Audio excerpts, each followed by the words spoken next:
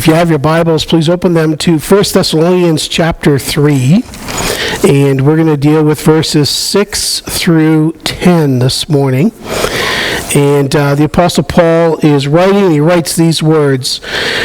And I'm reading from the New American Standard. If you have an app on your phone and you want to follow in that particular translation, you can. So 1 Thessalonians chapter 3. But now that Timothy has come to us from you and has brought us good news of your faith and love, and that you always think kindly of us, longing to see us just as we also long to see you. For this reason, brethren, in all our distress and affliction, we are comforted about you through your faith. For now we really live, if you stand firm in the Lord. For what thanks can we render to God for you in return for all the joy with which we rejoice before our God and on your account, as we night and day keep praying most earnestly that we may see your face and may complete what is lacking in your faith. Let's pray. Lord, we just come and we do thank you for the great privilege that we have of being here today, to be able to sing your praises, to be able to worship you in this way. And Lord, we do ask that as we look at these particular verses and we worship you through the study of your word at this time, that you will speak into our hearts and into our lives and help us to recognize the importance of continued walking in faith and in love. I pray in Jesus' holy name. Amen. So I titled this morning's message, Your Faith and Love Bring Comfort. When you're on vacation, or if you have just moved to a new community, or you're moving to a new community, when you walk into a church, what is it that you look for? What are you looking for? Unfortunately, often we are looking at the things that are superficial when we walk into a church. Things that matter, they do matter, obviously, but they don't matter the most. You know, what is the music like? You know, what kind of kids programs do they have? You know, what is their building like? All the kind of things that we kind of look at. Sadly, sometimes we pick our church based on these things that matter, but are not what Paul would be looking for when he was looking at a church, and particularly as Paul's looking at this church in Thessalonica. What was Paul looking for? Well, we start off with verse 6, Timothy bringing a good report. A good report, verses 6 and 7. Timothy reports back to Paul. Now again, as we saw last week, Paul did not send Timothy to the Thessalonican church as a spy. He did not send him out there to spy them out. But at the same time, Paul did want to hear back. He wanted to have a report back. He wanted to know how they were doing. Timothy, again, was not sent there to dig some dirt out on these people. He was not there to make them feel bad for how they were doing. He was there partially just to see how they were doing. How are they? And then, of course, Timothy was also there sent there to build them up and to encourage them in their love and in their faith. Timothy was there as an extension of Paul's ministry, and we talked about that last week. He was there to basically do what Paul couldn't do because Paul himself could not go. Timothy was there to strengthen the church in their faith in light of the persecution that they were facing every day.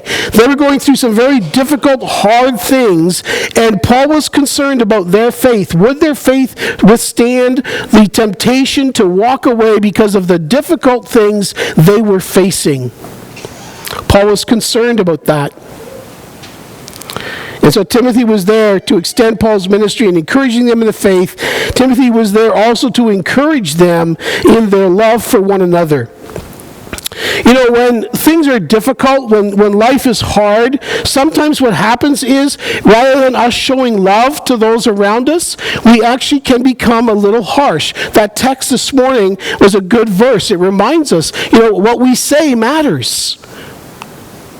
And sometimes in difficult situations, sometimes when things aren't going quite the way we would like them to go, sometimes we say things that we should not say, particularly to the people who are close to us.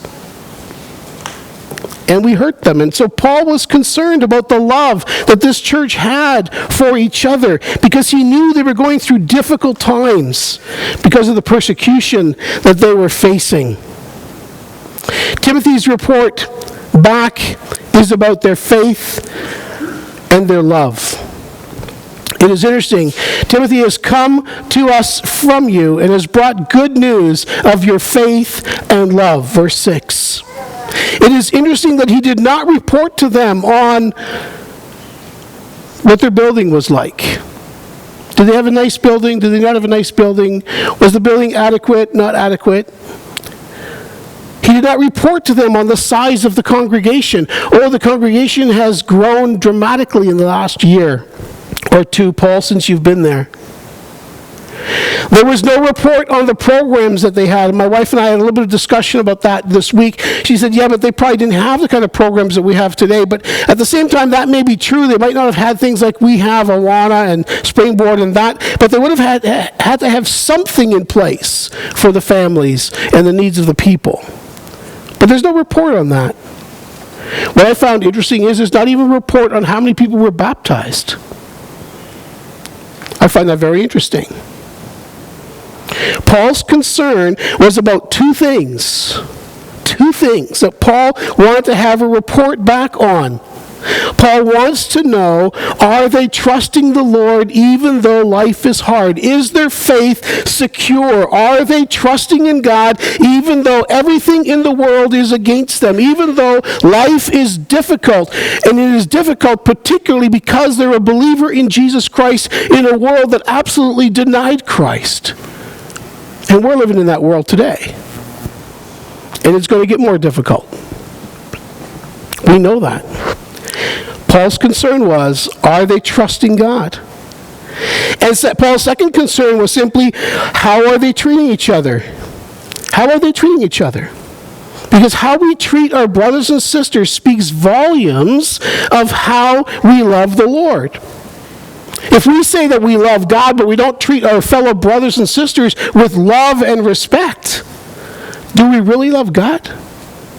And so Paul's two concerns was their faith and their love. So that brings us to the second main point this morning. Our faith and love gives joy in life. I like this in verse 8. He says, for now we really live. For now we really live.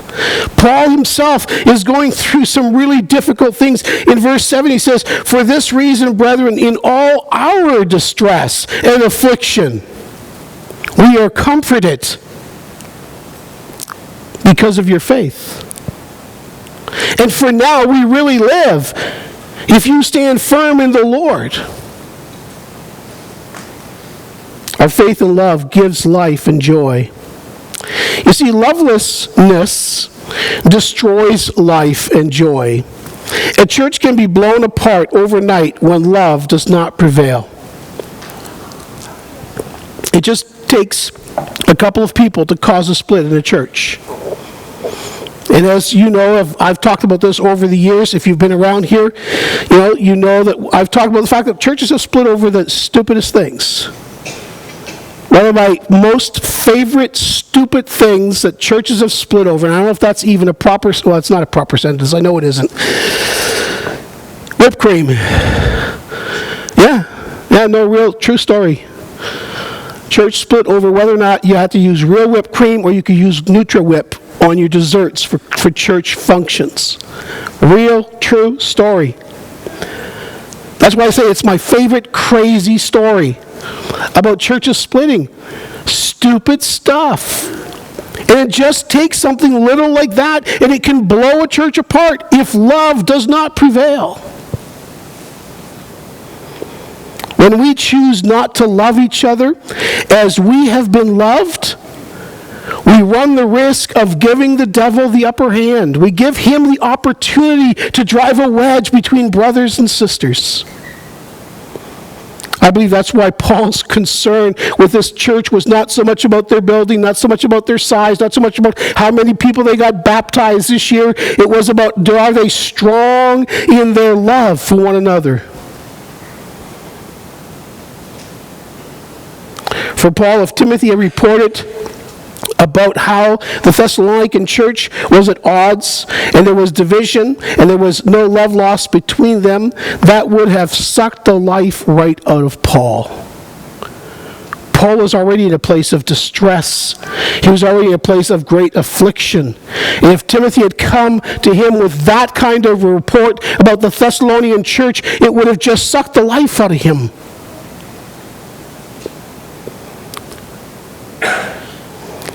Lovelessness would have destroys life and joy.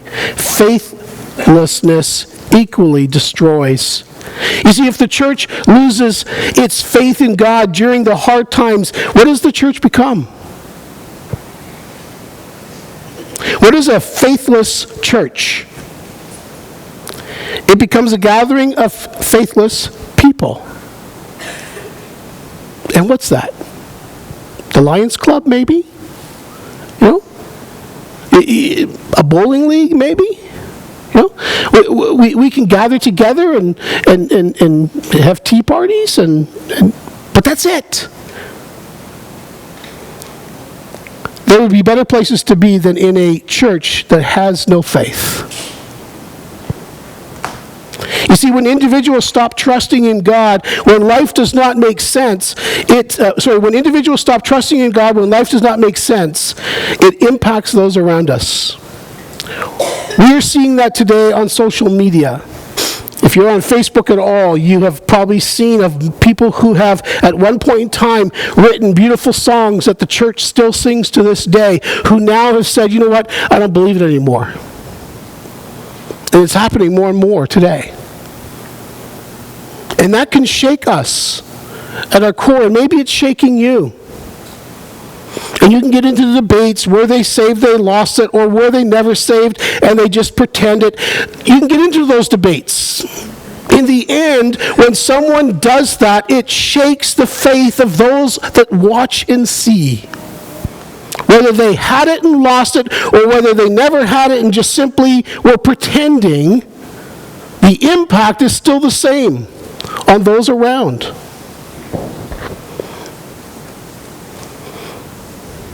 Paul was concerned about their faith.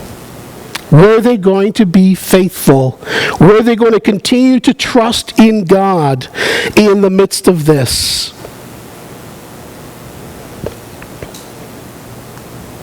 If Timothy's report was that they no longer trusted the Lord, that would have been devastating to Paul. Paul would have felt that his time there was for nothing. As he says in verse 5, our labor would have been in vain. Our labor would have been for no reason whatsoever. Paul would have felt that being chased by an angry mob when he was in Thessalonica preaching the gospel to the Thessalonian people, and then when he left there and had to leave for the sake of his own life, and he went to Berea and he preached the gospel there, and that group from Thessalonica came down to Berea to chase him out of Berea again, Paul would have said that was all for nothing if their faith was not firm. If they were not continuing to trust in God through the trials and the storms of life. It would have been devastating to Paul. Real faith, on the other hand, causes life and joy and growth. And Paul talks about that. And again, that statement, I love that statement. For now, we really live. I mean, life was good, even in the midst of all of the challenges, because Paul knew where his faith was. But when he heard about this church and their firmness and their continuous standing in the faith and continuing to love one another, that brought him life. For Paul, their ongoing faith was life-giving. Now we really live. This leads Paul then to worship God, and I love that. He goes on, he says in verse 9, "For what thanks can we render to God for you in return for all the joy with which we rejoice before our God on your behalf?" I love that. Paul is so overwhelmed by the reality that they are standing firm in the faith, by the fact that they are continuing to love one another. He is so overwhelmed by that. He says, I don't even know how to express to God how happy I am.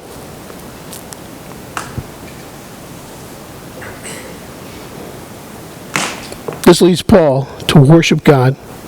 You see, when we read stories, I don't know if you've been in the habit of doing that, but if you read stories of people who have stood in faith and have stood firm in the faith, young people, I would encourage you, do that. Or go to Right Now Media and watch some stories of people who have stood in the faith in the midst of trials and said, you know what? Like, no matter what comes my way, I'm going to trust the Lord. That stirs our heart. That encourages us in our faith. You know, there are stories that I heard when I was 7 and 8 years old of missionaries who served God. Now, I have to confess, I don't remember their names, but I remember the stories.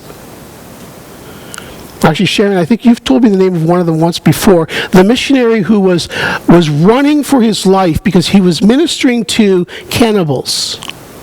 And he was sharing the gospel. And one of the stories, which was he couldn't swim. He couldn't swim. And they were coming for him. And there was only one way. And he had to kind of slide down this thing into water. And he didn't know if there was going to be enough water to cushion his fall because it was a long way down. And he didn't know if there was going to be too much water that he was going to drown if he got down there. But he just trusted God and he went. And there was just enough water to cushion his fall, but not enough water to drown the man. That's just one story in this man's account of ministering to the people. And then eventually those people came to faith in Christ. There are so many great stories that we can read of people who stood faithful. One story that I read when I was a teenager by a story about a guy named Vanya, a Russian soldier, who stood in minus 45 weather outside in summer clothing because of his faith in Jesus Christ. And the Russian army at the time, the Red Army, they were bound and determined they were going to destroy his faith. And they did all kinds of things to him. And one story was that they'd locked him in a room with no food, no water for like weeks. And you say, well, humanly speaking, he's dead, right? Well, he came out of that room looking better than when he went into the room. He stood in that minus 45 weather in just summer clothing. The higher-ups would come, and they would be dressed in all of their winter clothing, and they'd be freezing, and he'd be warm to the touch. I'm telling you, folks, it's good to read those stories because they give us courage.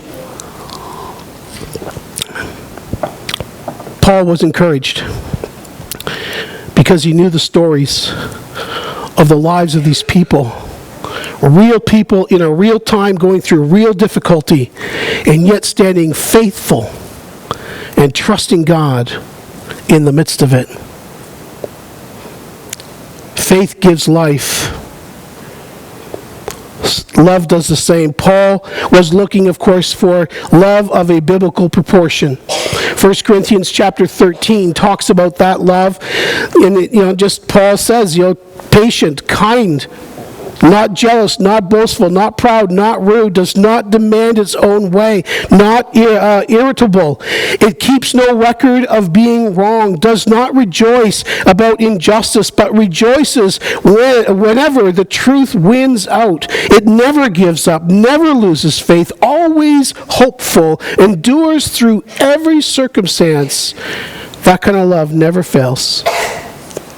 That's the kind of love that Paul was looking for when he was saying to Timothy, go and see, how are they doing? And as Paul reports back, he is saying to them, as Peter reports back Timothy reports back to Paul, what he is saying to them is that these people did not lose their faith, and they had love. The kind of love that is patient, the kind of love that is kind, the kind of love that's not jealous, and the list goes on. The Thessalonian church was facing more difficult days than most of us have ever faced in our life. Some of you might have faced that, but most of us have never faced anything like that. It would have been easy for them to just simply not love as they should. How easy is it for us when things don't go quite the way we want them to go, when things don't quite go the way we figured they should? How easy it is for us to lash out at those around us, to say things to them that we should not say, to behave in a way towards them that is inappropriate. How easy it would have been for this church to have done the same. But the report back is they did not. They continued in love. They loved each other, and they loved Paul. I like that in verse 6. And that you always think kindly of us, longing to see us, just as we long to see you. They had a love for Paul as well, and for Timothy. And then we come to verse 10. And he talks there, he's continuing talking about the fact that he prayed for them night and day, most earnestly that we may see your face, and may complete what is lacking in your faith. The third point this morning is simply this: not perfect faith. Not perfect faith. You see, sometimes what happens when we study the Bible, we have this idea that we can never measure up to the people that were in the Bible because, they were in the Bible. I mean, they're in the book, right? But they were real people. They were real people just like you and I. People who got sick. People who hurt when people said nasty things to them. People who hurt when they stumbled and fell. People who died when their heads were cut off. They were real people. Just like you and I. Let's not lose sight of that. They were real people, and they did not have perfect faith. If they had perfect faith, then Paul would not have to say what he said at the end here, completing what is lacking in your faith. Now, Paul is not criticizing them. Paul was praying for this church night and day. Paul had a relationship with this church that was based in a mutual love that they had for him and the love that he had for them. Paul had earned the right to say what he was about to say when he says that your faith is not complete. Your faith lacks something.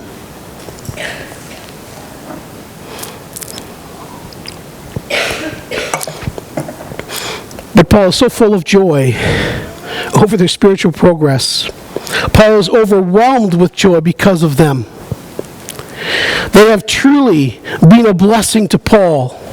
Paul doesn't even know how to give thanks to God, and yet, even though all of that is true, he realizes that there is still something more that they need.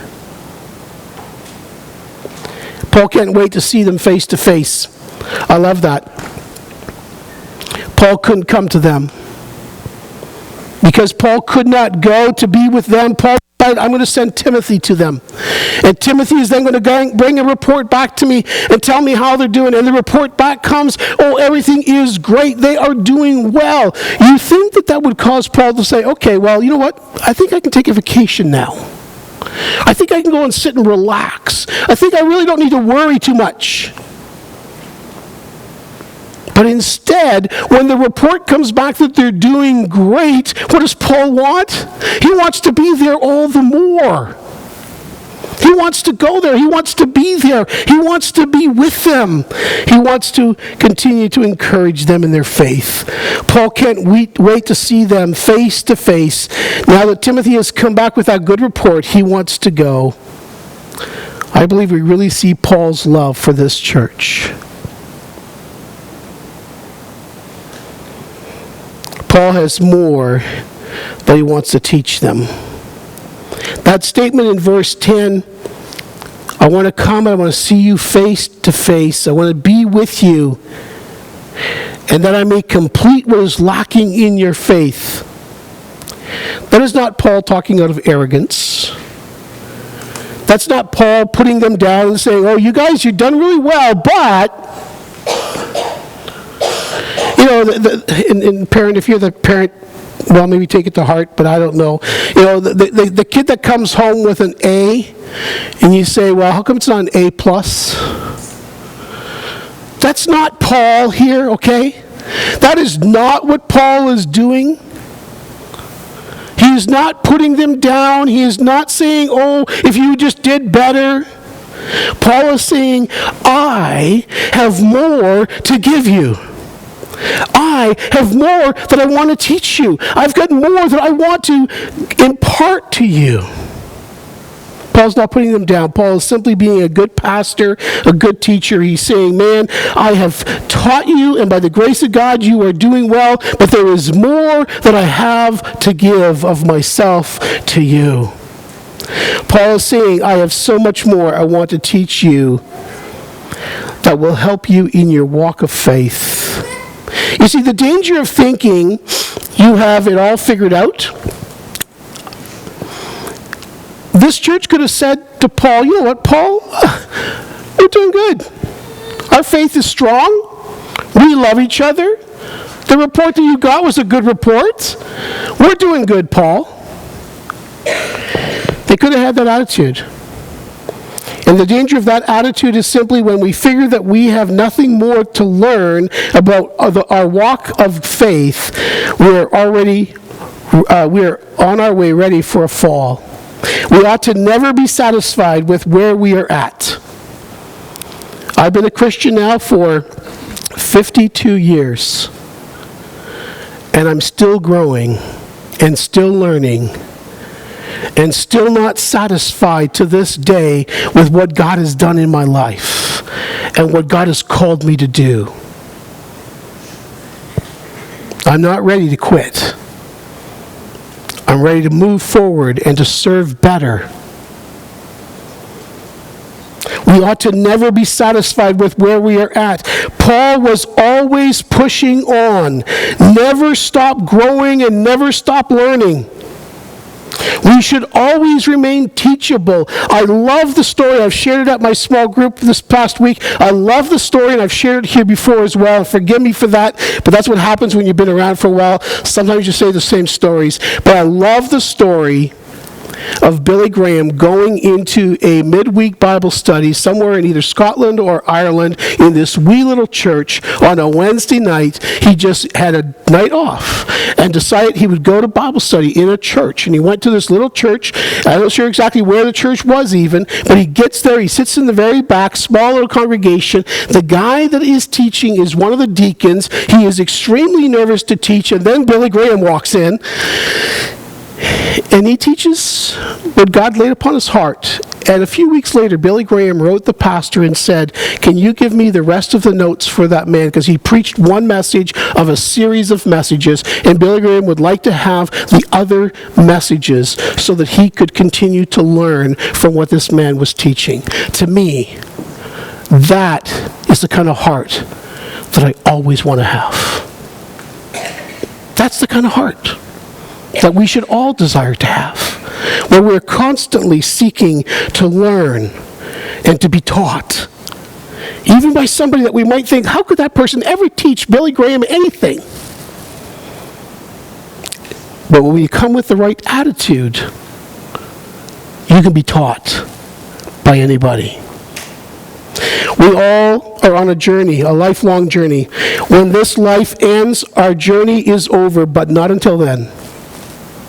Not until then. Don't cut the journey short.